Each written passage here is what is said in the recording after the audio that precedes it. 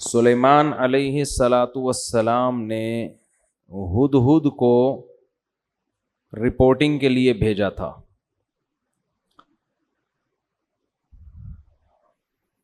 اس سے یہ بھی پتہ چلتا ہے کہ دنیا کی کوئی بھی حکومت ہو، فوج ہو، اس کو خفیہ ایجنسیوں کی بہرحال ضرورت پڑتی ہے جو رپورٹیں لا کے پیش کریں۔ تو سلیمان علیہ الصلاۃ والسلام نے ہدہد کو کہا کہ تو غیر حاضر تھا، جب تک غیر حاضری کی مضبوط دلیل پیش نہیں کرے گا اس وقت تک تیرا عذر قبول نہیں ہو۔ اور اس کو پرچہ پکڑا دیا کہ ملکہ سبا جس کے بارے میں تیرا یہ دعویٰ ہے کہ اس کی ایک بہت بڑی حکومت ہے اور بہت شاندار جاندار حکومت، اور وہ اللہ کو چھوڑ کر سورج کو سجدہ کرتے ہیں، تو میرا یہ خط ہے، یہ ملکہ سبا کو لے جا کے پکڑا دے اور دیکھتے ہیں وہاں سے جواب کیا آتا ہے۔ اسی سے اندازہ ہو جائے گا کہ یہ واقعی سچ کہہ رہا ہے یا جھوٹ۔ ہدہد نے لے جا کے وہ ملکہ سبا کو پکڑا دیا۔ پہلے زمانے میں پرندوں کے ذریعے خط و کتابت ہوتی تھی، اس کے لیے پرندے استعمال ہوتے تھے۔ پرندوں کو سدھایا جا سکتا ہے، بعض پرندوں کو، ہر ایک پرندے کو نہیں۔ اچھا، یہ جو ہدہد جس کو آج ہم ہدہد کہتے ہیں، یہ وہ والا ہدہد نہیں ہے، کچھ نام چینج ہو گئے ہیں۔ تو حضرت سلیمان علیہ السلام نے خط لکھا، انہو من سلیمان، پہلے نام لکھا، یہ کس کی طرف سے ہے؟ سلیمان کی طرف سے۔ وَإِنَّهُ بسم اللہ الرحمن الرحیم، اور اس کا مضمون یہ ہے، اللہ کے نام سے شروع کرتا ہوں جو بڑا مہربان اور نہایت رحم کرنے والا ہے۔ بڑی جان ہے اس کلمے میں۔ آج لوگ تحریر سے پہلے بسم اللہ نہیں لکھتے، یا تو 786 لکھ دیتے ہیں، یا لکھتے ہی نہیں کہ کہیں پیپر گر گیا تو بے ادبی نہ ہو جائے۔ یہ وہمی ہونے کی علامت ہوتی ہے۔ اتنا زیادہ ادب تمیز کہ آپ کوئی کام ہی چھوڑ دیں، پھر تو کہیں بھی نہیں لکھنا چاہیے، پھر تو قرآن میں بھی نہیں لکھنا چاہیے۔ کئی بعض دفعہ قرآن انسان کے ہاتھ سے غلطی سے گر جاتا ہے، اللہ تعالیٰ حفاظت میں رکھے۔ تو اتنا زیادہ نہیں مسلط کرنا چاہیے اپنے آپ کو، اپنے اوپر ان چیزوں کو۔ ادب ایک حد تک ہو تو ٹھیک ہے، اس سے آگے بڑھے گا تو ٹینشن کے علاوہ کچھ بھی حاصل نہیں ہوگا۔ آج کسی نے بتایا کہ میں واش روم میں جب پیشاب کر کے فارغ ہوتا ہوں کمبورڈ میں تو چھینٹیں پڑتی ہیں، تو اس میں پوری ڈیٹیل پیش کی تھی، پانی زیادہ ہو تو پیشاب کی مقدار کم ہو تو پھر چھینٹوں کا کیا حکم ہے، پانی کم ہو پیشاب زیادہ ہو پھر چھینٹوں کا کیا حکم ہے، چھینٹوں کی تعداد اتنی ہو تو کیا ہے، پوری رپورٹیں۔ میں نے بولا بھائی تو استنجا کر کے پتلی گلی سے نکل جائے گا، تھوڑا احتیاط کرو کہ چھینٹیں نہ پڑیں، باقی اتنا رپورٹ پیش کرنے کی ضرورت نہیں ہے۔ پتلی گلیاں کیوں بنائی جاتی ہیں بھائی؟ اس لیے تو بنائی جاتی ہیں، پر اگلے نے بھی انتظار کر رہا ہے، وہ باہر کھڑا ہوا، اس کی چھینٹوں کا، اس کا تو سب کچھ حساب کتاب جو ہے نا وہ اس کی پینٹ میں ہو جائے گا تمہاری چھینٹوں کے چکر میں۔ تو مسلط کر لیتے ہیں اپنے اوپر، تو بعض لوگ ادب تمیز کو مسلط کر لیتے ہیں بہت زیادہ۔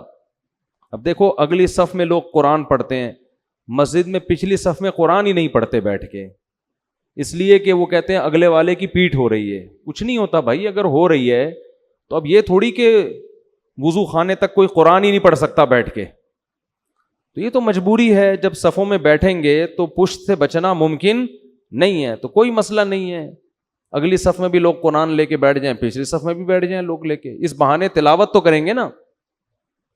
ہاں، جان جان کر بے ادبی کرنا یا وہ طریقہ اختیار کرنا جس میں واضح توہین ہو، یہ جائز نہیں ہے۔ تو ہمارے ہاں عربوں میں ایسا ہوتا ہے کہ پچھلی صفوں میں بھی لوگ قرآن پڑھتے ہیں، ادھر انڈیا پاکستان میں ہوتا ہی نہیں ہے، قرآن کی تلاوت ہی نہیں ہوتی مسجدوں میں اس چکر میں۔ اچھا، تو حضرت سلیمان علیہ السلام نے خط لکھا، بسم اللہ الرحمن الرحیم، اللہ کے نام سے جو بڑا مہربان اور نہایت رحم کا۔ کیا جان پیدا ہو جاتی ہے اس سے آپ کی تحریر میں۔ اور آگے مضمون دیکھو، اللہ تعالو علیہ، بات یہ ہے سرکشی مت کرو، وَأَتُونِي مسلمین، فرما بردار بن کے چلی آؤ، بس دیٹس آل۔ آگے اپنے سائن یا اسٹیمپ جو بھی ہوگی۔ اتنی سی بات ٹھیک ہے نا. میں نے اس دن بیان کیا تھا نا کہ زیادہ بولنا کس کی علامت ہے؟ فالٹ کی. تو سلیمان علیہ السلام نے ٹو دا پوائنٹ بات کی ہے. اب سوال پیدا ہوتا ہے بھائی یہ کیا دھمکی ہو گئی یار, بیٹھے بیٹھے کسی کو بھی دھمکی لگا دو. ان کی پوری گورنمنٹ ہے, پوری ریاست ہے, پورا ایک کنٹری چلا رہے ہیں, اور آپ ان سے کہہ رہے ہو کہ انسان کے بچے بن کے چلے آؤ, چھوڑ دو گورنمنٹ, اپنی حکومت چھوڑ دو.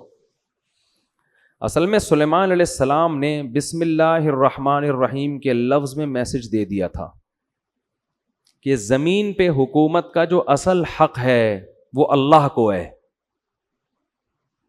اور نظام کس کا چلے گا؟ اللہ کا. اس کے علاوہ کسی کو زمین پر حکومت کا حق حاصل نہیں ہے.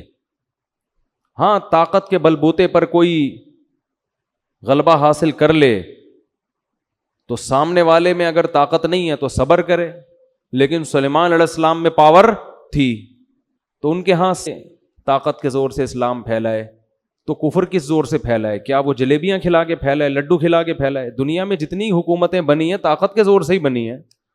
ہندوستان میں مہاراجے آئے, انہوں نے لڑ کے علاقوں پہ قبضے کیے. امریکہ دریافت ہوا تو لڑائیاں ہوئی ہیں, کالوں کو مارا ہے. آسٹریلیا میں تو کالوں کو, لاکھوں کالوں کو ایسے مارا ہے بندوقوں سے جیسے ہم ہرن کا شکار کرتے ہیں, اس طرح سے مارا ہے.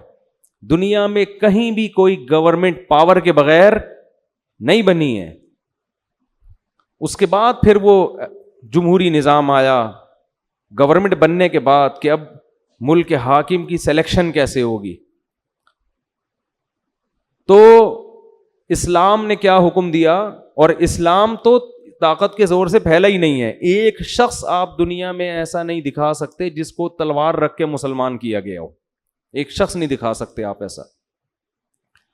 تو سلیمان علیہ السلام نے کے پاس چونکہ پاور تھی نا, جب آپ کے پاس پاور ہوتی ہے تو آپ زیادہ لمبی چوڑی باتیں نہیں کرتے. طاقت جب ہوتی ہے نا, دیکھو ایک باڈی بلڈر نے اپنا واقعہ سنا ہے, بہت ڈولے شولے بنے ہوئے, بڑے لمبے چوڑے.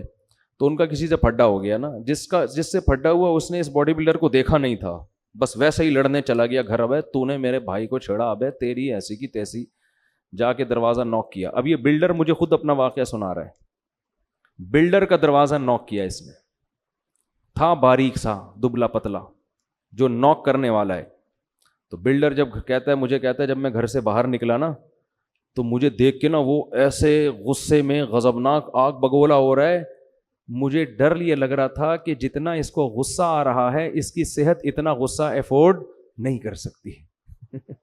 یہ تو میرے الفاظ ہیں, یہ انہوں نے تو کچھ اور کہا تھا, یعنی اس کی تعبیر میں کر رہا ہوں اپنے الفاظ میں کہ اس کی جو صحت ہے یہ اتنا غصہ افورڈ نہیں کر سکتی. تو کہہ رہے وہ ایسے یوں یوں چل رہا تھا تو مجھے ہنسی آ گئی. مجھے لگا کہ یہ تو یہیں کہیں پگھل نہ جائے بھائی غصے سے. تو کہہ رہے مجھے ہنسی آ گئی. میں نے کہا یار جا, وہ چلا گیا بڑے آرام سے. وہ کیا ہوا, تو پاور ہے نا, تو زیادہ لمبی چوڑی باتوں کی بولو ضرورت نہیں ہے. ٹو دا پوائنٹ بات سے ہی مسئلہ حل ہو جاتا ہے. اسی طرح یاد رکھو جب کسی باطل سے بحث ہوتی ہے تو باطل سے بحث میں بھی لمبی چوڑی باتوں کی ضرورت نہیں ہوتی, اور باطل کی عادت ہوتی ہے باتوں کو طول دیتا ہے. میری کچھ دن پہلے بحث ہوئی تھی نا تقلید کے موضوع پر. میں نے پوچھا تقلید کسے کہتے ہیں, انہوں نے کہا بغیر دلیل کسی کو ماننا, اور یہ حرام ہے. تو میں ایک بات پہ اڑ گیا تھا کہ صحابہ نے بھی تو, بہت سے تابعین نے تو صحابہ کی بات کو بلا دلیل فالو کیا ہے, تو یہ کیا ہے؟ تو وہ پوری بحث میں اس کا جواب نہیں آیا. تو کھینچتے رہو بحث کو, کھینچتے رہو. منکرین حدیث سے دو چار کی طرح ہم باتیں پوچھتے ہیں کہ اگر حدیث حجت نہیں ہے تو یہ جو قرآن نے کہا ہے کہ نبی ڈیفائن کریں گے کہ قرآن میں کیا لکھا ہے, تو وہ نبی کا ڈیفائن کیا ہوا کہاں گیا؟ ہمیں تو یہ حدیثوں میں ہی ملتا ہے. اگر یہ غلط ہے تو پھر صحیح کہاں ہے؟ قیامت تک منکرین حدیث بغلے جھانکتا رہے گا, اس کا جواب نہیں دے گا, بات کو گھمائے گا وہ. تو باطل ہمیشہ بات کو کیا کرتا ہے؟ دائیں بائیں گھماتے. قادیانی سے آپ پوچھ لیں کہ فرض کر لو نبی صلی اللہ علیہ وسلم آخری نبی نہیں ہے, نقل کفر نباشت, فرض کر لو, تو اس سے یہ کہاں ثابت ہوتا ہے کہ مرزا نبی ہے؟ حضرت عیسیٰ آخری نبی نہیں تھے, تو کیا ان کے بعد جو بھی نبوت کا دعویٰ کرے وہ نبی ہوگا؟ ایسا تھوڑی ہے. آپ کے ذمے یہ نہیں ہے کہ ختم نبوت کا مسئلہ آپ کے ذمے مرزا کو نبی ثابت کرنا ہے. تو آؤ اس پہ بات کرتے ہیں کہ مرزا شریف آدمی بھی تھا یا نہیں تھا. آپ شرافت ثابت کر دو, نبی ہم خود ہی مان لیں گے. قادیانی الٹا لٹک جائے گا مگر اس بحث پہ آمادہ نہیں ہوگا, کیونکہ اس کی کتابوں سے پتہ چلتا ہے کہ وہ شریف انسان نہیں تھا, اسی کی کتابوں سے. سمجھتے نہیں ہو میرا خیال ہے بات کو, پھر بھی نکل پڑتے ہو رات کو. تو بحثوں کو الجھانے کی کوشش کی جاتی ہے. تو اللہ تعالیٰ نے, وہ کیا تھا مسئلہ یار, تو سلیمان علیہ السلام چونکہ پاورفل تھے نا, تو یہ نہیں کہ پورا لمبا 6 صفحوں کا لیٹر لکھ رہے ہیں. ایکچولی بات اصل میں یہ ہے کہ دیکھیے میں اللہ کا سچی مچی کا نبی ہوں, اور یہ ہے کہ وہ لمبی, بھائی حاکم سے بات ہو رہی ہے, حاکم کی آنکھوں میں آنکھیں ڈال کے بات کرو گے تو بات سمجھ میں آئے گی. حاکم جیسے ہو تو بات کرو, ورنہ بات کرنے کی ضرورت نہیں ہے. ورنہ عام آدمی کو کیا ضرورت ہے حکمرانوں سے خام خواہ میں پنگا لینے کی. معذرت کے ساتھ ایسے الفاظ میں استعمال کروں, کوئی دوسرا لفظ پنگے کے متبادل ہو تو مجھے بتائیں, اگلے بیان میں وہ یوز کروں گا. پھر میں حاکم سے الجھنے کی بلا وجہ کیا ضرورت ہے, ورنہ اپنی اوقات میں رہو نا. تو سلیمان علیہ السلام کے پاس ایک پاورفل حکومت تھی. تو سلیمان علیہ السلام کا انداز کیا تھا, اللہ تعالی علیہ, مجھ پر سرکشی مت کرنا, مجھ پر سرکشی. کیونکہ بادشاہ کو جب کوئی خط جاتا ہے نا اس قسم کا, تو پہلے تو وہ تیش میں آتا, بھائی اس نے مجھے خط کیسے لکھا ہے, اس نے مجھے, تو انہوں نے پہلے بتا دیا کہ یہ دھمکی والے لہجے میں بات کرنا مجھے بالکل پسند نہیں ہے. ٹھیک ہے نا. جب مسلمانوں کی خلافتیں تھیں نا, تو مسلمانوں کا اسٹائل بھی یہی ہوا کرتا تھا, یہی اسٹائل ہوا کرتا تھا. تو اس لیے قرآن کہہ رہا ہے اپنے آپ کو مضبوط کرو, مضبوط طاقتور بناؤ, اسٹائل چینج کرو. لیکن طاقتور بنائے بغیر اگر اسٹائل چینج کر دیا نا, تو لینے کے دینے پڑ جائیں گے. وہی حال ہو جائے گا جو باڈی بلڈر کے گیٹ پر آیا تھا اور کانپتا ہوا واپس چلا گیا. اللہ تعالی علیہ, سرکشی مت کرو, واتونی مسلمین, اور فرمانبردار بن کے چلی آؤ. اس میں انہوں نے اسلام کی دعوت دے دی, کیونکہ اللہ کا لفظ استعمال کیا, الرحمن الرحیم, بڑا مہربان اور نہایت رحم کرنے والا. اس میں بتا دیا ملکہ سبا بڑی ذہین. میں کہہ رہا تھا نا اللہ نے عورتوں کو مردوں سے کم عقل دی ہے, مگر کچھ عورتیں مردوں سے زیادہ ذہین. ایک طرف ہم ملکہ سبا کو لیتے ہیں, ایک طرف فرعون کو لیتے ہیں. ملکہ سبا نے ایک خط پڑھا ہے, اس کی کھوپڑی میں بات آ گئی, اور فرعون کمبخت موسیٰ علیہ السلام نے خط نہیں بھیجا, موسیٰ علیہ السلام چل کے اس کے محل میں گئے ہیں. قرآن کہہ رہا ہے قولا لہو قولا لینا, اے موسیٰ ان سے نرم بات کرنا, سختی سے بات مت کرنا. دھمکی آمیز لہجہ نہیں ہونا چاہیے, سختی نہیں, نرم بات, شاید اس کو نصیحت ہو جائے. ادھر سلیمان علیہ السلام کا انداز دھمکی آمیز تھا, ٹھیک ہے نا, نرم لہجہ نہیں تھا. دھمکی آمیز, سرکشی مت کرو, انسان بن کے ہے بھائی. مسلم کا معنی فرما بردار, جس کو اردو میں انسان کا بچہ بولتے ہیں. یہ کہتے ہیں نا بندہ, پنجابی میں کہتے ہیں بندے دا پتر, اردو میں کیا کہتے ہیں, انسان کا بچہ. انسان کا بچہ بن کے آ, انسان بن, بندہ بن, بندہ کہتے ہیں نا لاہور میں. تو موسیٰ علیہ السلام کا جو انداز بھی نرم, اور اکیلے نہیں گئے بلکہ ہارون علیہ السلام بھی آپ کے ساتھ, 2 بندوں کا اثر زیادہ ہوتا ہے. ادھر سلیمان علیہ السلام خود تو گئے نہیں, خط بھی کسی سفیر کے ذریعے نہیں, پرندہ جھولی میں ڈال کے آ گیا, بس بات پہنچائیے, وہ بھی دھمکی آمیز لہجے میں. کتنا فرق ہے دونوں کی مینٹل اپروچ میں. فرعون کو پھر معجزے دکھائے, جادوگروں سے مقابلہ کروایا. موسیٰ کلیم اللہ کو بچپن سے جانتا تھا کہ یہ جھوٹے نہیں ہیں, یہ شریف انسان ہے. کتنا کچھ کرنے کے بعد بھی ہزاروں معجزے دکھا دیے کمبخت, پھر بھی سمندر میں راستہ بنتے ہوئے دیکھ لیا کہ بنی اسرائیل اس راستے سے گزر رہے ہیں, یہ معجزہ ہے, یہ تو اللہ ان کی مدد کر رہا ہے. اور پھر بھی اس کی آنکھوں پہ پٹی کہ خود بھی اسی راستے میں گھس رہا ہے. اسے یہ نہیں پتا کہ بھائی یہ تیرے سامنے ان کے لیے بنا ہے, تیرے لیے تھوڑی بنائی ہے. کیا اللہ نے ذہانت دی ملکہ سبا کو. تو ملکہ سبا کی ذہانت دیکھیں, نہ تو فوراً تسلیم ہو گئی, کیونکہ بعض دفعہ خط بھیجنے والا نقل کفر، کفر نباشت، 2 نمبر بھی تو ہو سکتا ہے نا بھائی. بسوں میں لوگ چڑھتے ہیں نا، پہلے تبلیغ کی بات کرتے ہیں، نماز پڑھیں، زکوٰۃ دیں، پھر اپنا چورن کا ڈبی نکال کے بیچنا شروع کر دیتے ہیں. تو پہلے آدمی سمجھتا ہے ان سے زیادہ نیک دنیا میں کوئی نہیں ہے، پھر پتہ چلتا ہے اصل میں تو یہ چورن بیچنے کا ایک طریقہ تھا. تو 2 نمبر لوگ بھی تو ہوتے ہیں نا. تو ملکہ سبا کو یہ خطرہ تھا کہ کہیں ایسا نہ ہو کہ یہ جو بادشاہ جس نے مجھے اللہ کا نام لے کے مجھے دعوت دی ہے، ایسا نہ ہو کہ لیبل اللہ کا لگ رہا ہو، الرحمن الرحیم کا لگ رہا ہو، لیبل دین اور اسلام کا لگ رہا ہے، اور مقصد حکومت کرنا ہو، مقصد لالچ ہو.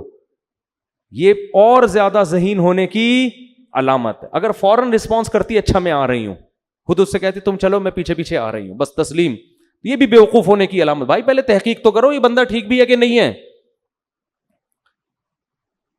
اب ملکہ سبا میں ایک اور ذہانت. ملکہ سبا کے جگہ ہماری کوئی ملکہ ہوتی تو کیا کہتی؟ استخارہ نکالیں گے ہم بیٹھ کے. کیا کریں گے ہم؟ استخارہ نکالیں گے. آج بھی ایک صاحب آئے مجھ سے استخارہ نکلوانے کے لیے، تو استخارہ نکالیں گے، یوں آ گیا تو جائیں گے، یوں نہیں آیا تو نہیں جائیں گے. ملکہ سبا جانتی تھی بھائی کھوپڑی میں جو اللہ لوگوں کے دماغوں میں ڈالتا ہے وہ استخاروں میں نہیں نکلتا. استخارہ تو ایک دعا ہے. ملکہ سبا نے سارے اپنے مسٹنڈوں کو جمع، مسٹنڈے تو نہیں کہنا چاہیے، جو بھی درباری تھے نا وہ تھے تو مسٹنڈے ہی، سارے بڑے بڑے جو فوج کے آفیسرز تھے اس کے، لیفٹیننٹ کرنل، جرنل، سارے جو بھی اس زمانے میں بہت مضبوط پاورفل گورنمنٹ تھی. قرآن کہتا ہے وہ اوتیت من کل شیء، ہر چیز اللہ نے اس کو دی تھی، چھوٹی موٹی حکومت نہیں تھی، بہت پاورفل تھی. تو اس نے اپنے سارے جرنیلوں کو جمع کیا، آرمی کا اجلاس طلب کیا، آ جاؤ بھائی، اور کہنے لگی یا ایھا الملا، اے میرے، ملا کہتے ہیں جو اپر لیول کے لوگ ہوتے ہیں نا، جو گورنمنٹ میں بہت اونچی اونچی پوسٹوں پر ہوتے ہیں، ان کو بٹھا کے کہنے لگی انی القی الی کتاب کریم، میرے پاس ایک لیٹر آیا ہے خاندانی. مضمون سے اندازہ لگا لیا کہ بھیجنے والا بھی کیا ہے؟ چھوٹا موٹا آدمی. اگر چھوٹا موٹا ہوتا نا تو 6 صفحوں کا خط لکھا ہوتا اس نے، ایکچولی زیادہ ہوتا اس میں، زیادہ ہوتا ٹھیک ہے نا، اور پھر پھول وول بنائے ہوئے ہوتے، 2 گلاب کے پھول بھی خط کے اندر ڈالے ہوئے ہوتے. تو کیسے اس نے، ذہین کتنی تھی اندازہ لگاؤ. انی القی الی کتاب کریم، کریم کہتے ہیں عزت دار، میرے پاس ایک خط آیا ہے، خط سے لگ رہا ہے کہ یہ معمولی خط نہیں ہے، مختصر، ٹو دا پوائنٹ، اور دھمکی بھی اور دعوت بھی. یہ خط تو اس قابل نہیں ہے کہ اس کو پھاڑ کے پھینک دیا جائے، اس پہ ایک اجلاس ہونا چاہیے، اس پہ ایک اجلاس ہونا چاہیے. اور اس پھر کہنے لگی خط یہ ہے، بڑا وہ ترجمہ ہوتے ہوگا اس زمانے میں، ٹرانسلیشن کا انتظام ہوتا ہوگا اگر زبان الگ الگ ہے تو. قرآن تو واقعے کو شارٹ کر کے سناتا ہے نا. اور کہنے لگی انی القی الی کتاب کریم انہ من سلیمان و انہ بسم اللہ الرحمن الرحیم اللہ تعالی علی واتونی مسلمین. پورا خط پڑھ کے سنایا اور کہنے لگی یا ایھا الملأ افتونی فی امری، اے میرے ساتھ اٹھنے بیٹھنے والے لوگوں، مجھے میرے معاملے میں مشورہ دو.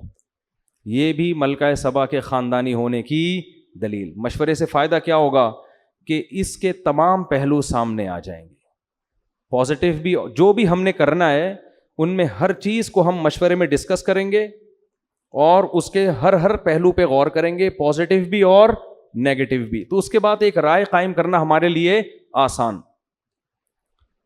یہ اس کی دوسری دلیل ہے ملکہ سبا کے خاندانی ہونے کی. پھر کہنے لگی ما کنت قاطعۃ امرا حتی تشہدون، جب تک تمہاری رائے سامنے نہ آ جائے اس وقت تک میں کوئی یقینی فیصلہ نہیں کروں گی. یہ تیسری دلیل ہے کیا ہونے کی. قاطعۃ امرا کا مطلب میں اپنی رائے تو پیش کروں گی لیکن فیصلہ میں اس وقت کروں گی جب تمہاری رائے بھی سامنے آ جائے. تو ابھی جو میں رائے پیش کروں گی وہ میرا فیصلہ نہیں ہے، وہ رائے ہے، اور تمہاری رائے آنے کے بعد جو میں رائے دوں گی وہ رائے نہیں ہوگی بلکہ وہ آرڈر ہوگا. یہ اسٹائل مارکیٹ میں ملے گا آج کل آپ کو کہیں ہے بھائی. یہ ہمیں بھی اسٹائل سکھایا جا رہا ہے ٹھیک ہے نا، کہ ہم بھی اپنے فیصلے بولتے کیوں نہیں کریں. ہم سے قیامت تک کوئی فیصلہ ہوتا ہی نہیں ہے. آج قوت فیصلہ ڈیسیجن پاور جسے کہتے ہیں نا, وہ مارکیٹ سے کیا ہو گئی ہے, شارٹ. سارے زندگی سوچتے رہتے ہیں کرنا ہے کہ نہیں کرنا ہے, کرنا ہے کہ نہیں کرنا ہے, کرنا ہے کہ نہیں, کوئی طریقہ ہی نہیں ہے نتیجے تک پہنچنے کا. قالوا نحن اولو قوت, وہ پاورفل لوگ تھے, سمجھدار لوگ تھے. انہوں نے بات کیا کی, انہوں نے کہا دیکھو بھائی, نحن اولو قوت, ہم پاورفل لوگ ہیں, طاقتور لوگ ہیں, کمزور نہیں ہیں. کیا مطلب؟ اگر تو لڑائی کا آرڈر دے گی تو بزدلی نہیں دکھائیں گے. یہ کسی ملک کی آرمی کے خاندانی ہونے کی دلیل ہے کہ جب گورنمنٹ مشورہ لے رہی ہو فوج سے, کیا خیال ہے بھائی اس کنٹری پہ حملہ کرنے کا, تو فوج یہ نہیں کہ ابھی دیکھیں ایکچولی ابھی تو اتنے سارے مسائل چل رہے ہیں, کیا ابھی پھڈا ختم نہیں ہوا, دوسرا پھڈا شروع کر دیا آپ نے ہیں, یہ کوئی بات ہے لڑائی پھڈے. اور خط بھی تو دیکھو نا, خود ہی کہہ رہی ہو خاندانی خط ہے, اوپر سے اس بندے سے لڑواؤ گی ہم کو. معیشت دیکھو کہاں جا رہی ہے, ڈالر دیکھو کہاں جا رہا ہے, وہ بھی لڑائی کی بات. یہ فوج پہ یہ باتیں سوٹ بولو نہیں کرتی, فوج پہ یہ بات سوٹ کرتی ہے بھائی لڑائی کے لیے ہر وقت تیار ہے, آرڈر کرو, بس آرڈر آپ کا ہوگا. یہ بھی فوج کے کیا خاندانی ہونے کی دلیل. لیکن انہوں نے ایک فالٹ تھا اس میں, فالٹ یہ تھا کیونکہ وہ ملکہ سبا کی طرح ذہین نہیں تھے, فالٹ یہ تھا کہ آپ رائے وہ دیں جو آپ کی اپنی خدمات تو پیش کریں آپ, لیکن آپ سے مشورہ یہ نہیں لیا جا رہا کہ آپ لڑنے کے لیے تیار ہیں یا نہیں. مشورہ آپ سے یہ لیا جا رہا ہے کہ لڑنا مناسب ہے یا نہیں, کیا کریں. اس بارے میں انہوں نے کوئی مشورہ نہیں دیا. تو اس کا مطلب خاندانی تھے, مگر اتنے نہیں جتنی ملکہ سبا خاندانی تھی. ظاہر ہے یہ اس سے زیادہ خاندانی ہوتے پھر یہ اس کے باپ بن کے بیٹھے ہوئے ہوتے نا وہاں پہ, ٹھیک ہے نا, اس کی تھوڑی سلیکشن ہوتی. تو والامر الیک, کہنے لگے ہم طاقتور لوگ ہیں, کمزور نہیں ہیں, لڑنے کے لیے ہر وقت تیار ہیں. والامر الیک, لیکن فیصلہ تو نے کرنا ہے. ملک کی حاکم کون ہے؟ تو ہے. فانظری ماذا تأمرین, تو بتا تیرا کیا حکم ہے. ملکہ سبا بہت ذہین تھی. اگر وہ یہ کہہ دیتی کہ نہیں بھائی ابھی میرا لڑنے کا پروگرام نہیں ہے, اس میں دو نقصان تھے. ایک یہ کہ آرمی کہتی کہ بھائی اس نے فیصلہ جلد بازی میں کیا ہے, اس کو چاہیے کہ دوسرا پہلو بھی ہمارے سامنے, لڑنے کے فضائل بھی اور نہ لڑنے کے بھی ہمارے سامنے رکھے. دوسرا نقصان اس میں یہ ہوتا, یعنی پہلا تو یہ ہوتا کہ اس نے فیصلہ جلد بازی میں کیا ہے, دوسرا یہ ہوتا کہ یہ بزدل ہے, ہماری گورنمنٹ اپنے آپ کو بچانے کے چکر میں دوسروں کی دھمکیوں کو پی رہی ہے. تو یہ دونوں چیزیں امیج غلط جاتے. تو ملکہ سبا نے دونوں پہلو سامنے رکھے. اس نے کہا دیکھو بات یہ ہے کہ نہ تو میں لڑائی سے بھاگنے والی ہوں, نہ میں اس کی قائل ہوں کہ ہر صورت میں لڑیں. ہم دیکھتے ہیں کہ لڑنا اگر ہمارے لیے فائدے مند ہے تو لڑیں گے, نہیں لڑنا فائدے مند تو نہیں لڑیں گے. اب لڑنا فائدے مند کب ہے, نہیں لڑنا فائدے مند کب ہے؟ اگر طاقت کا مقابلہ طاقت سے ہو رہا ہے تو لڑیں گے. لیکن اگر یہ ویژنری آدمی ہے, اس کی دعوت صحیح ہے, یہ پیسے کے لیے حکومت کے لیے نہیں لڑ رہا, یہ خدا کے دین کو غالب کرنے کے لیے, ایک اس کا نظریہ ہے, ایک تھیوری ہے, ایک نظریہ ہے, اس کے لیے لڑ رہا ہے, تو پھر ہم اس سے مقابلہ نہیں کر سکتے. کیونکہ اگر ہم نے اس سے مقابلہ کیا, فتح ہو گئی تو بلے بلے, شکست ہو گئی تو پھر یہ ایسی واٹ لگا کے رکھے گا نا ہماری, اور ایسا ستیہ ناس کرے گا کہ سوچ لو کہ عزت دار لوگ ذلیل ہو جائیں گے. تو یہ دوسرا آپشن بھی سوچ لو, کیسی خاندانی در خاندانی ہے کہ نہیں ہے. تو کیا کہنے لگی, ان الملوک اذا دخلوا قریۃ افسدوها, دیکھو تم نے تو بات کر دی ہم لڑنے کے لیے تیار ہیں, لیکن بادشاہ لوگ جب لڑتے ہیں تو شکست میں کے ساتھ فتح کا خطرہ بھی ہوتا ہے, اور اگر ان کو فتح ہو گئی افسدوها, ملک کا بیڑا غرق کر دیں گے. وجعلوا اعزۃ اہلها اذلۃ, اور بادشاہوں کی عادت ہے ملک فتح کرنے کے بعد عزت دار لوگوں کو ذلیل بنا دیتے. میں بھی باندی بن سکتی ہوں, لونڈی بن سکتی ہوں, تم بھی سارے کیا بن جاؤ گے, قیدی بنو گے, غلام بنو گے. وَكَذَلِكَ يَفْعَلُونَ, یہ بھی کریں گے ایسا. لہذا ہم یہ تحقیق کرتے کہ یہ اہل حق ہیں, یہ اہل باطل. تو اب آپ مجھے بتاؤ کہ جو آدمی خامخواہ میں دھمکیاں دے رہا ہو, اس کے پیچھے کوئی ویژن نہ ہو, تو اس سے اس کا دنیاوی مفاد کے علاوہ کوئی مقصد ہوگا؟ ہے بھائی, خامخواہ میں ایک آدمی کسی کو تنگ کر رہا ہے, اس کا مطلب بھائی آپ اس کے وسائل پہ قبضہ کرنا چاہتے ہیں. ایک ملک جب دوسرے ملک پہ بھی لاوجہ حملہ کر رہا ہے, اس کا مطلب اس کے وسائل کس کے کنٹرول میں لانا چاہ رہا ہے؟ اپنے. اسلام کی لڑائی اس مقصد کے لیے نہیں ہوتی. تو اس نے یہ کہا انی مرسلۃ الیہم بہدیۃ فناظرۃ بما یرجع المرسلون, میں اس کے پاس ہدیے تحفے تحائف بھیجتی ہوں بڑے خاندانی اور قیمتی قسم کے. گورنمنٹ کے پاس جو گفٹ ہوں گے وہ چھوٹے موٹے نہیں ہوں گے. اگر یہ شخص دنیا پرست ہے, اس کے دل میں حکومت کی لالچ ہے, یہ نذرانے دیکھ کرنا یہ اپنے ویژن اور نظریے سے پیچھے ہٹ جائے گی, اس کی دعوت میں لچک پیدا ہو جائے گی. پھر اگر دھمکی دی تو ہم لڑیں گے اس سے, اور اگر دھمکی نہیں بھی دی تو بھی لڑیں گے, کیونکہ یہ اس کی علامت ہے کہ یہ خام خام حکومت کا نشہ ہے. تو ملکہ سبا نے نا اس زمانے کے اربوں خربوں کے حساب سے ہیرے جواہرات جو بھی قیمتی بہت خاندانی قسم کے تحفے تھے قاصدین کو دیے, اور بولے جاؤ سلیمان کو دے کر آ جاؤ.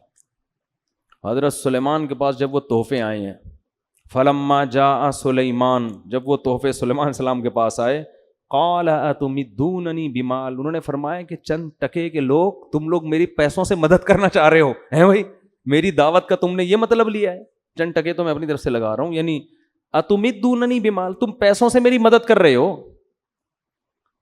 تم یہ سمجھ رہے ہو کہ اتنے ڈالر ہم تمہارے لیے مدد کے لیے بھیجیں گے تو تم چپ ہو جاؤ گے. اتمدوننی بمال, پیسوں کے ذریعے میرا منہ مجھے چپ کرانا چاہ رہے ہو. فما آتانی اللہ خیر مما آتاکم, اللہ نے مجھے جو وسائل دیے ہیں نا وہ تم سے کروڑا گنا زیادہ دیے ہیں. ارجع الیہم, پتلی گلی سے نکل, پتلی گلی سے واپس. قاصد کو کہہ رہے ہیں پلٹ جا واپس, اور ملکہ سبا کو جا کے بول کہ اب دوسرا خط نہیں آئے گا, ہدہد کے اور بہت سارے کام ہیں ہمارے پاس. ہدہد اس کام کے لیے فارغ نہیں بیٹھا ہوا کہ خط و کتابت ہی کرتا رہے. فَلَنَأْتِيَنَّهُمْ بِجُنُودٍ لَّا قِبَلَ لَهُمْ بِهَا, اب اس کو بول اب خط نہیں آئے گا, اب فوج آئے گی. جیسے خادم حسین رضوی نے کہا تھا نا غوری آیا, ٹھیک, وہ تو کچھ زیادہ ہی ہو گئی تھی, لیکن قرضہ معاف کروانے کا ایک بہترین طریقہ تھا, بٹن دباؤ غوری آیا. خیر, فَلَنَأْتِيَنَّهُمْ بِجُنُودٍ لَّا قِبَلَ لَهُمْ بِهَا. مجھے لڈن جعفری کے مرنے کا جتنا افسوس ہوا ہے نا, کیونکہ رمضان میں بڑے زبردست چیزیں آتی رہتی تھیں, مختلف چیزیں آتی رہتی تھیں, آدمی فریش ہوتا رہتا تھا ان کو دیکھ کر. انہوں نے کہا تھا کہ جو لوگ میرے خلاف میم بنا رہے ہیں کوئی بات نہیں, میرے ڈائلاگ دنیا میں چل رہے ہیں, تو میں سمجھا تعریفیں کر رہے ہیں میم بنانے والوں کی نا, خوش ہیں. آخر میں کہتے ہیں اصل میں ان کا اوپر کا اسکرو ڈھیلا ہے. تو حضرت سلیمان نے فرمایا فَلَنَأْتِيَنَّهُمْ بِجُنُودٍ لَّا قِبَلَ لَهُمْ بِهَا, ملکہ سبا سے جا کے بولو, انہی کے قاصد کو کہہ رہے ہیں, ہدہد نہیں بھیج رہے, قاصد کو کہہ رہے ہیں کہ اب خط نہیں آئے گا, میں ایک ایسی فوج لے کر حملہ کروں گا کہ تم اس کے مقابلے میں ٹھہر نہیں سکتے. بھائی اس میں تو جنات بھی ہوں گے, اس میں تو انسان بھی ہوں گے.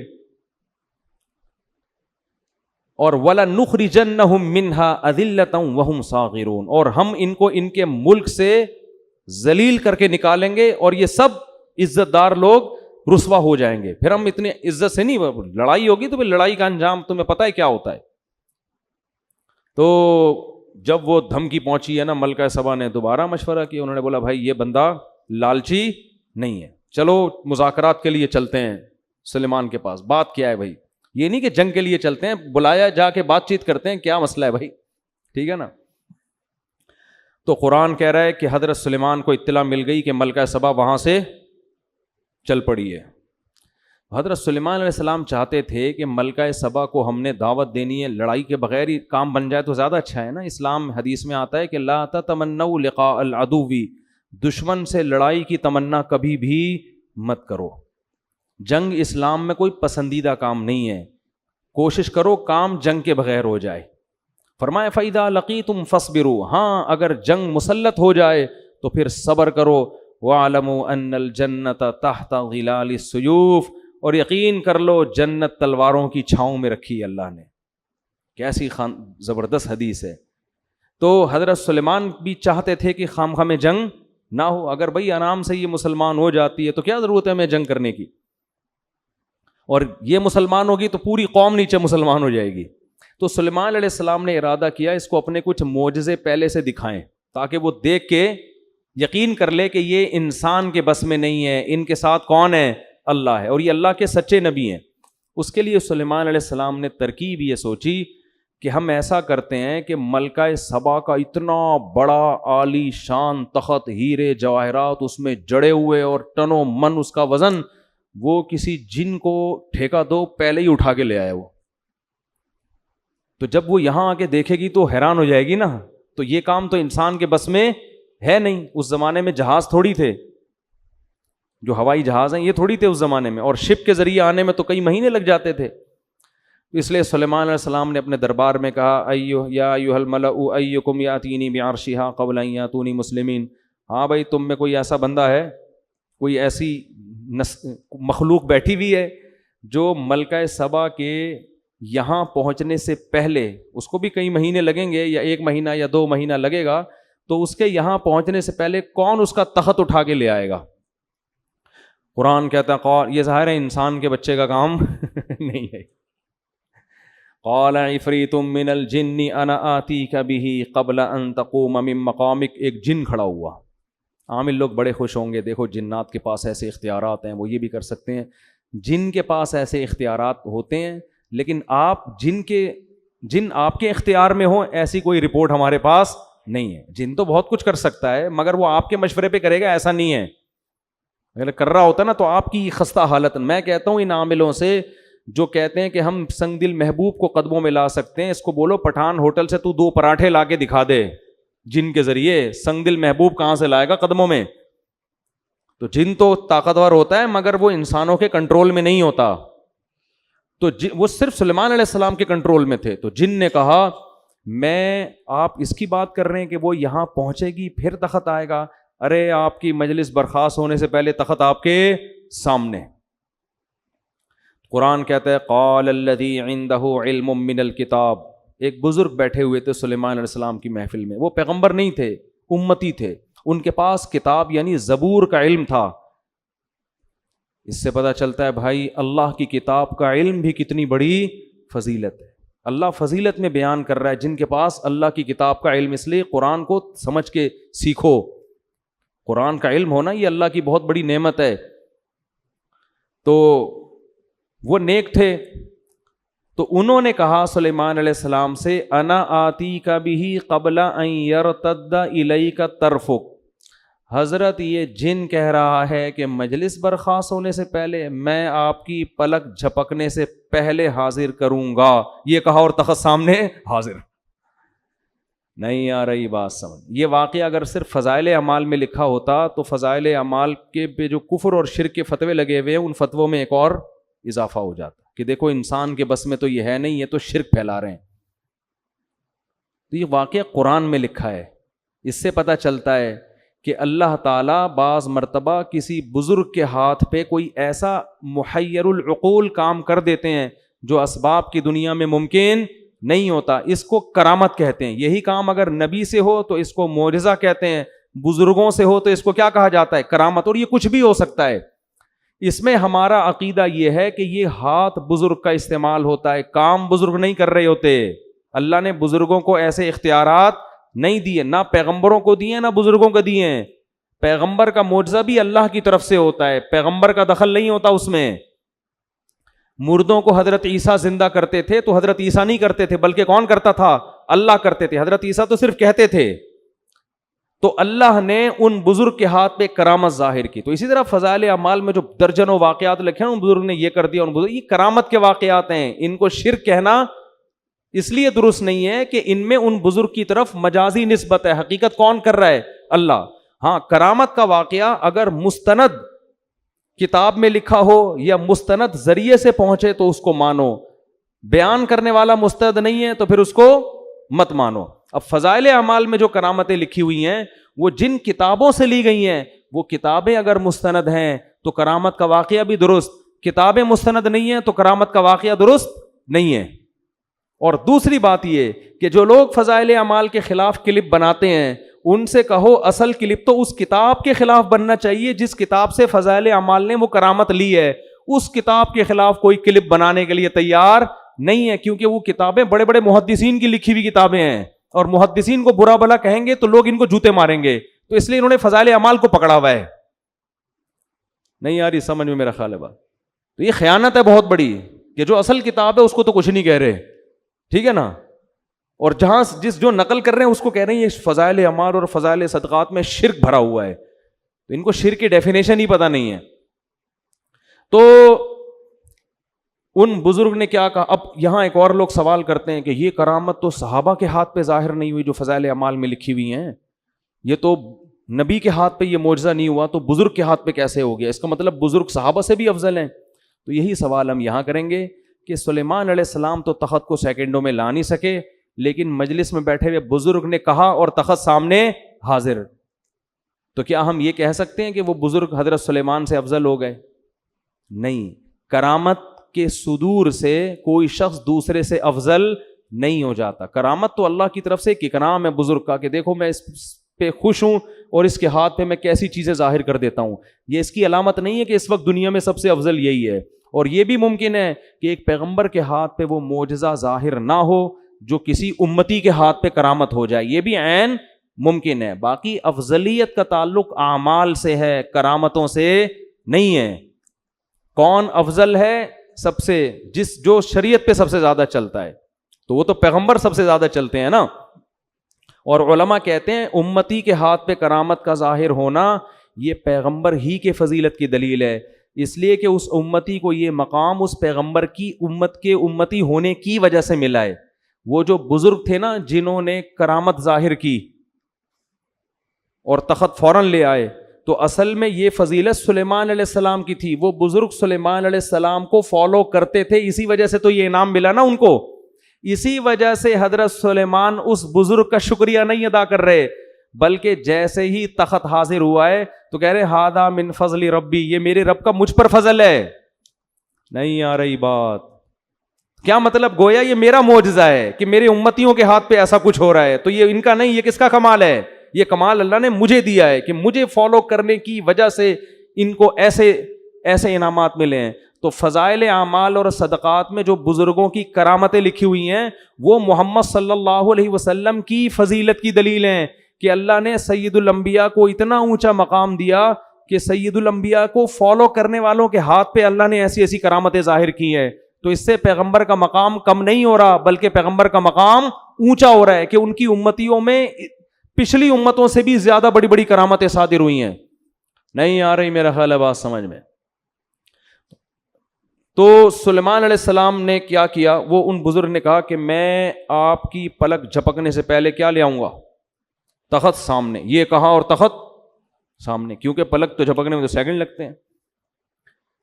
اب جیسے ہی حضرت سلیمان نے دیکھا نڑے یہ تو تخت یہیں آ گیا فوراً, تو فرمانے لگے ہذا من فضل ربی, یہ میرے رب کا کیا ہے؟ فضل ہے, مجھ پر فضل ہے. لیبلونی ااشکر ام اکفر, اللہ مجھے آزمانا چاہتا ہے کہ میں اس کا شکر گزار بنتا ہوں یا ناشکرا. میں نے اس دن بیان میں کہا تھا نا کہ پیغمبر جب بھی کوئی نعمت دیکھتے ہیں تو شو نہیں مارتے, اتراتے نہیں ہیں اور بڑی بڑی باتیں نہیں کرتے, بلکہ کس کی طرف نسبت کرتے ہیں؟ اللہ کی طرف. شکر بھی ادا کرتے ہیں اور استحضار بھی کرتے ہیں کہ مجھے آزمایا جا رہا ہے, ایسا نہ ہو میں اس میں پڑھ کے اللہ کو بھول جاؤں. ہمارے ہاتھ پر کوئی ایسی کرامت ظاہر ہو نا, کوئی انڈا ہی اٹھا کے ہم لے آئیں کہیں سے, پٹھان ہوٹل کا پراٹھا لے آئیں, چلو فرض کرو اٹھا کے لے آئیں اگر ہم, تو 6 مہینے شو مارنے میں لگیں گے کہ نہیں لگیں گے؟ دیکھا اس دن میں نے سنگ دل محبوب قدموں میں لایا تھا کہ نہیں لایا تھا؟ لایا تھا کہ نہیں لایا تھا؟ دیکھا اس دن میں نے خواب سنایا تھا, اگلے دن سچا نکلا کہ نہیں نکلا؟ 6 مہینے کس میں لگیں گے؟ شو مارنے میں. ادھر سلیمان علیہ السلام یہ نہیں کہہ رہے فخر, دیکھو میرے امتیوں میں ایسے ایسے لوگ ہیں ہزاروں کلومیٹر دور سے, تخت سیکنڈوں میں, میں ایسا ہی تھوڑی یہاں بیٹھا ہوا ہوں بھائی, ایسا ہی تھوڑی, بہت سے پیغمبروں سے اللہ نے مجھے فضیلت دی ہے, ایسی کچھ نہیں. بلکہ کیا کہہ رہے ہیں؟ یہ میرے رب کا فضل ہے, میرا کمال نہیں ہے, اور میرے رب نے مجھ پر یہ فضل اس لیے کیا لیبلونی, مجھے آزما رہا ہے وہ. اشکر ام اکفر, کہ میں شکر گزار بنتا ہوں یا ناشکرا.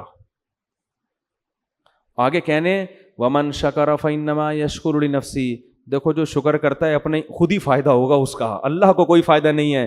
ومن کفر فان ربی غنی کریم، اور جو ناشکری کرے گا اللہ کا کوئی نقصان نہیں ہے، میرا رب بے پرواہ ہے، اسے انسانوں کے شکر کی ضرورت نہیں ہے، کریم عزت دار پہلے سے ہے، وہ کسی کی ناشکری سے اس کی عزت میں کمی نہیں ہوتی. اب جب تخت آ گیا نا، تو اب سلیمان علیہ السلام نے سوچا ملکہ سبا آتے ہی یہ تو اس تخت کو پہچان جائے گی، کیونکہ ایک دم 100% وہی تخت، اس جیسا تو کسی کا نہیں ہے. تو اسے تھوڑا سرپرائز دینے کے لیے ہم اس تخت میں تھوڑی سی چینجنگ کرتے ہیں تاکہ اس کو تھوڑا سوچنا پڑے. جب انسان کنفیوز ہونے کے بعد کسی حقیقت پر مطلع ہوتا ہے تو اس پر اثر زیادہ ہوتا ہے. سمجھ میں نہیں آ رہی بات؟ تھوڑا سا کنفیوز ہو نا، پھر پتہ چلے بھائی یہ وہی ہے. جیسے حضرت یوسف جب مصر کے بادشاہ بنے نا، تو جو ان کے بھائی جب گئے ہیں تو حضرت یوسف کو پہچانا نہیں، لیکن کنفیوز ہو گئے تھے کہ ان کی شکل کس سے مل رہی ہے، ہمارے بھائی سے. پھر یوسف علیہ السلام نے بھی ان کو بتایا نہیں کہ میں تمہارا بھائی ہوں، بلکہ ان سے پوچھا کہ تمہیں پتہ ہے تم نے اپنے بھائی کے ساتھ کیا کیا تھا کنویں میں؟ یہ نہیں بتایا کہ میں وہی ہوں. یہ سوال پوچھنا تھا کہ بھائی سمجھ گئے کہ یہ کون ہے، کیونکہ یہ واقعہ تو یوسف کے علاوہ کسی کو معلوم نہیں تھا. تو یہ بھی تھوڑا سا نا تردد میں ڈال کے کسی کو حقیقت بتانا، اس میں زیادہ لطف ہوتا ہے، اس میں زیادہ مزہ ہوتا ہے، اور اس میں جو آپ اس کو سکھانا چاہتے ہیں وہ زیادہ اچھی طرح سے سیکھتا ہے. تو سلیمان علیہ السلام نے کہا نکروا لہا عرشہا، ذرا اس کا جو تخت ہے اس کی سیٹنگ تھوڑی سی کیا کر دو، چینج کر دو، یہ والا نٹ بولٹ تھوڑا وہاں لگا دو، یہ والا وہاں لگا دو، اس طرح کر دو. جب ملکہ سبا وہ مہینوں کا سفر کر کے پہنچی ہے تو سلیمان علیہ السلام نے ملکہ سبا سے کہا اچھا ہمارے ہاں کوئی متعصب قسم کے صوفی ہوتے تو کہتے حضرت آپ لیڈیز سے بات نہ کریں. یہ بھی ایک طبقہ ہے ہمارے ہاں جو تقوی میں اتنا آگے نکل جاتا ہے. ایک طرف تو ایسا لبرل طبقہ ہے جنہوں نے پردہ ہی ختم کر دیا کہ مرد اور لڑکیاں ساتھ بیٹھ کے گپے ماریں. میں جب بھی ٹیلی ویژن کے کسی پروگرام میں جاتا ہوں پہلے یہ ان کو آرڈر دیتا ہوں میرے ساتھ کسی لڑکی کو بٹھانے کی اجازت نہیں ہے. اس کی میں نے بہت سختی کی ہوئی ہے. یہ علماء کے وقار کے خلاف ہے کہ جوان لڑکیاں بن ٹھن کے آئی ہوئی ہیں مفتی صاحب سے انٹرویو لے رہی ہیں. تو آپ پردے کی تبلیغ کیسے کرو گے دنیا کے سامنے؟ ہاں اس پہ جو ہے نا کال پہ کوئی انٹرویو ریکارڈ کرا کے، میرے کچھ انٹرویو ایسے ہیں جس میں یہ دکھایا کہ کوئی لڑکی مجھ سے انٹرویو لے رہی ہے، وہ سامنے نہیں بیٹھی ہیں، وہ انہوں نے مجھ سے ویڈیو انٹرویو ریکارڈ کروا کے پھر چلایا اس اسٹائل میں کہ جیسے ایسا لگ رہا ہے کہ وہ سامنے میرے بیٹھی ہوئی ہیں، تو وہ ایڈیٹنگ ہوئی ہے. تو ایک طبقہ تو ہمارا یہ کہ جنہوں نے پردے کے حکام کی دھجیاں اڑا دی. ایک طبقہ اتنی صوفی پنے کی انتہا کو پہنچا ہوا ہے جہاں عورت سے بات کرنے کی ضرورت ہے وہاں بھی وہ بات کرنے کے لیے تیار نہیں ہے. اب کوئی خاتون اگر آپ سے مسئلہ پوچھنے کے لیے آ رہی ہے تو پردہ کرنا تو اس کی ذمہ داری ہے. اگر وہ نہیں کر رہی تو آپ کو شریعت نہیں کہتی یہاں سے بھاگ جاؤ فوراً کہ وہ مسئلہ پوچھنے آئی آپ بھاگیں وہاں سے. آپ بیٹھیں مسئلہ بتائیں. ہاں تنہائی کسی عورت کے ساتھ بند کمرے میں اختیار کرنا اس کی اسلام میں اجازت نہیں ہے، اور آپ اس کو محبت سے پردے کی ترغیب بھی دے دیں. تو ہمارے یہاں کچھ جو اس طرح کے لوگ ہیں نا تو وہ سلیمان علیہ السلام پر یہ اعتراض کہ وہ پہلے سلیمان علیہ السلام کے پاس جا کے کہتے حضرت آپ کو لیڈیز سے بات کرنے کی اجازت نہیں ہے بالکل.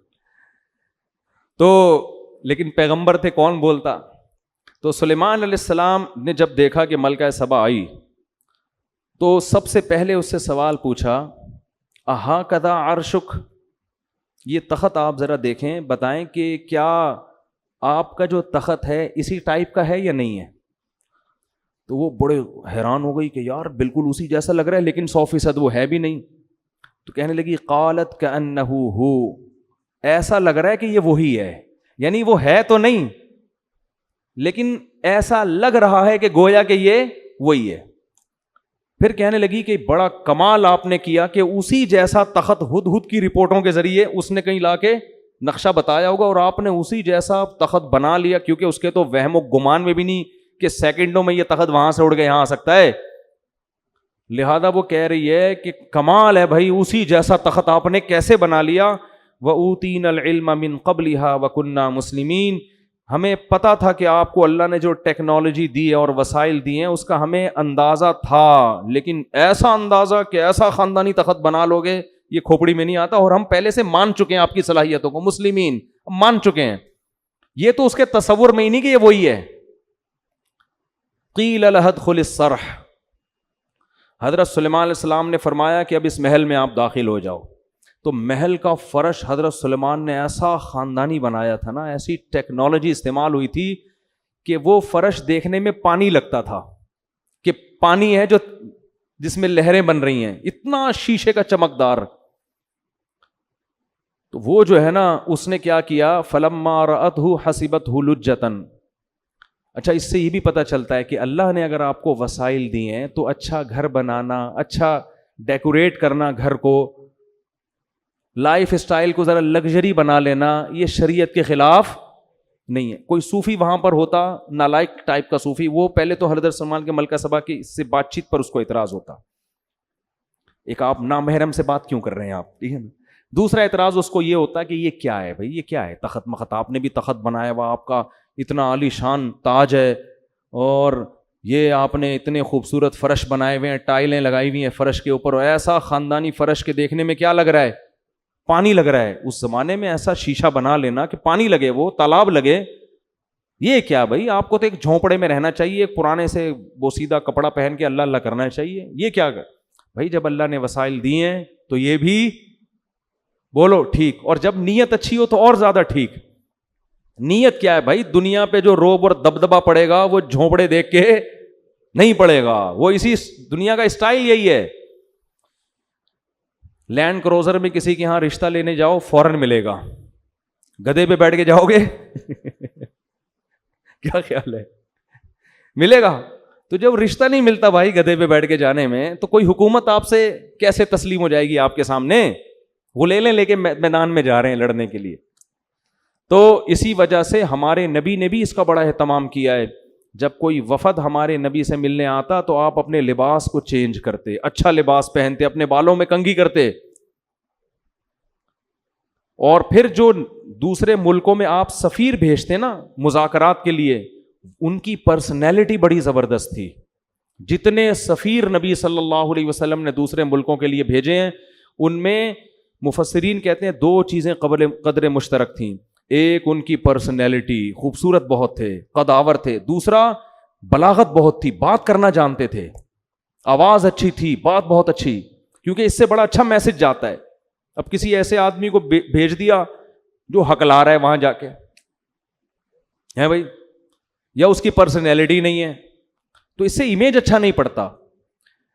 یہ جو تھے رضی اللہ عنہ، یہ بھی سفیر تھے دوسرے ملکوں میں.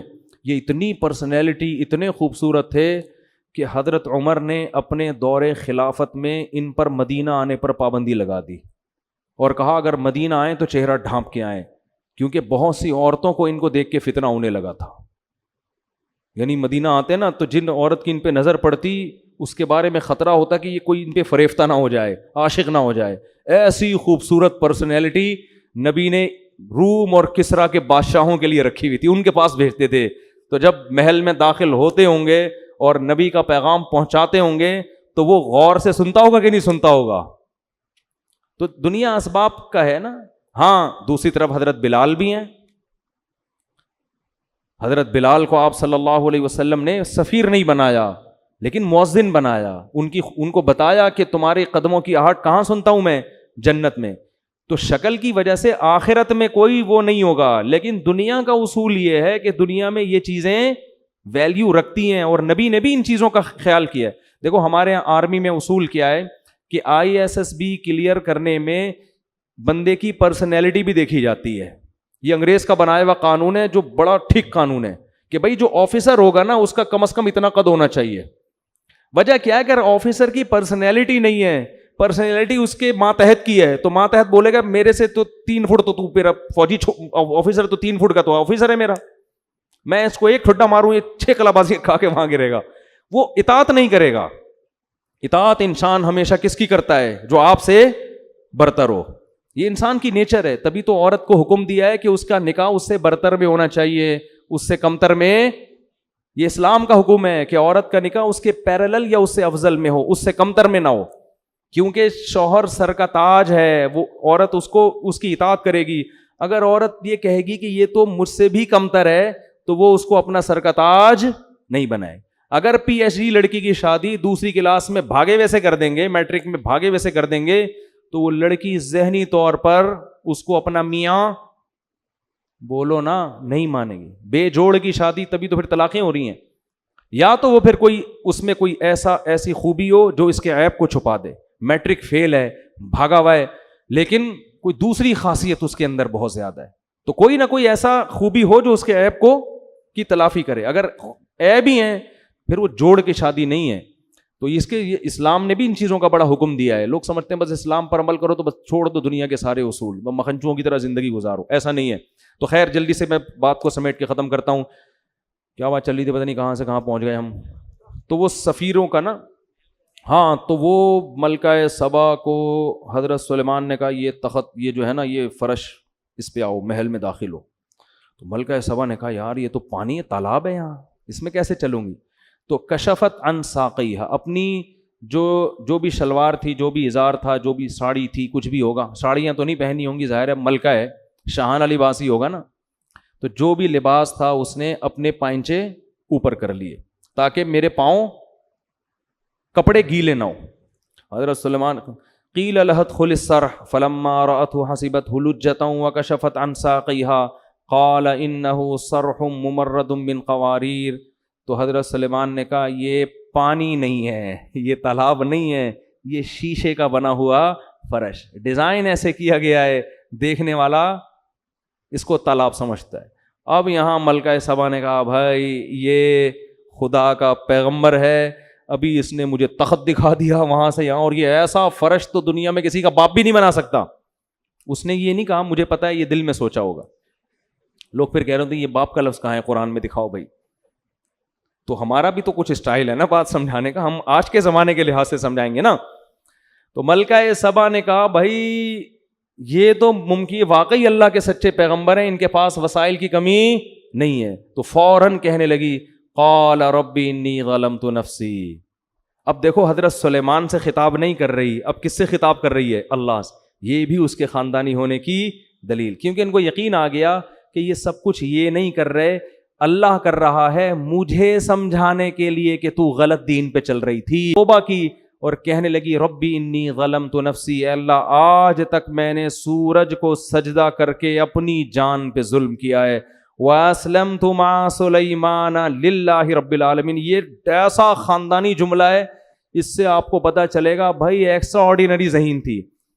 اب یہ نہیں کہہ رہی کہ اللہ میں تجھ پر ایمان لے آئی، یہ بھی نہیں کہہ رہی کہ اللہ میں نے سلیمان کو نبی مان لیا۔ اگر یہ کہتی کہ میں نے سلیمان کے ہاتھ پہ بیعت کر لی، سلیمان کو مان لیا، تو سوال پیدا ہوتا ہے یہ سارے کام کا حکم کون دے رہا ہے؟ سلیمان تو ایک ذریعہ ہے، اصل تو آپ کو توحید کی دعوت دی جا رہی ہے، اللہ کی بندی بنو۔ تو اسلام اللہ کے لیے لانا ہے، سلیمان کے لیے نہیں لانا۔ لیکن اگر سلیمان علیہ السلام کا ذکر بالکل ہی شارٹ ہو جاتا تو یہ ناشکری بھی ہے کہ جو ذریعہ بن رہا ہے ہدایت کا، اس کو اس موقع پر اپنے کلام سے بالکل کیا کر دیا؟ خارج۔ تو دونوں چیزوں کی رعایت کر کے اس نے اپنے خاندانی ہونے کا ثبوت دیا اور کہنے لگی ربی انی ظلمت نفسی، اے اللہ میں نے اپنی جان پہ ظلم کیا، وَأَسْلَمْتُ مَعَ سُلَيْمَانَ لِلَّهِ رَبِّ الْعَالَمِينَ، اے اللہ میں بھی سلیمان کی طرح سلیمان کے ساتھ اس رب پر ایمان لے آئی جو تمام جہانوں کا پالنے والا ہے، میں بھی اس صف میں سلیمان کے ساتھ شریک ہو گئی ہوں، کھڑی ہو گئی۔ یہ تو پہلے سے تھے، میں بھی ان کی فہرست میں شامل ہو گئی۔ تو اللہ نے جہاں بھی پیغمبروں کے واقعات ذکر کیے نا، اکثر نالائق قومیں، اکثر نالائق، اکثر کیا 99.9%، قوم عاد کو دیکھیں، قوم ہود کو دیکھیں، قوم عاد کو دیکھیں، قوم سمود کو دیکھیں، قوم لوط کو دیکھیں، قوم ابراہیم کو دیکھیں، قوم فرعون کو دیکھیں، اصحاب مدین کو دیکھیں، سب تباہ ہوئے ہیں۔ کچھ قومیں ایسی ہیں جو گنی جا سکتی ہیں جنہوں نے عقل اور شعور کا مظاہرہ کیا، جذباتی پن سے ہٹ کر پیغمبر کی دعوت پہ شعور کے ساتھ غور کرنا شروع کیا۔ اللہ نے ان کو ہدایت بھی دی، اللہ نے ان کو عزت بھی دی اور قیامت تک کے لیے اللہ نے ان کا تذکرہ قرآن میں لکھ دیا. ملکہ سبا کتنی خوش ہوتی ہوگی, اس کے تو تصور میں بھی نہیں ہوگا کہ کل ایک قرآن نازل ہوگا, اللہ کی آخری کتاب, جس میں اللہ میرا تذکرہ کریں گے اتنے اہتمام کے ساتھ. اور حضرت مولانا حضرت مفتی طارق مسعود صاحب دامت برکاتہم, آپ کے حساب سے, میرے حساب سے نہیں, میں تو ایسے ہی آدمی ہوں, آپ لوگ یہ القاب لگاتے ہیں نا, میں یہ کرتا ہوں تکبر سے بچنے کے لیے, جب لوگ کہتے ہیں مفتی طارق مسعود مدّ ظلہ العالیہ, تو میں آگے لگاتا ہوں جو ملا کھا لیا. مدّ ظلہ العالیہ کی دو قسمیں, ایک تو سچی مچی کے ہوتے ہیں جو بزرگ ہوتے ہیں, اور ایک ہوتے ہیں دامت برکاتہم العالیہ جو ملا کھا لیا. تو یہ والے ہم دامت برکاتہم ہیں. تو اس کو تصور میں بھی نہیں ہوگا کہ کل محمد صلی اللہ علیہ وسلم پہ اللہ کلام نازل کرے گا اور اللہ میری حکومت کا اور میرے اسلام لانے کا تذکرہ کرے گا. اللہ کو اس کا یہ عمل اتنا پسند ہے, اس کی کھوپڑی کیونکہ صحیح استعمال کی ہے, جذباتیت کا شکار نہیں. اور اس کے تصور میں بھی نہیں ہوگا کہ کل یوٹیوب کے مفتی طارق مسعود صاحب الفلاحیہ مسجد میں بیٹھ کر میرے خاندانی ہونے کے اتنے ثبوت پیش کر رہے ہوں گے. اس کے تصور میں بھی یہ بات نہیں ہوگی. سمجھ میں نہیں آ رہی بات؟ تو یہ عمل ہے ان لوگوں کا جو اللہ کی مان کے چلتے ہیں, اور جو جذبات میں آ کے مخالفت کرتے ہیں وہ تباہ ہو جاتے ہیں. اللہ تعالیٰ سمجھنے کی عمل کی توفیق عطا فرمائے.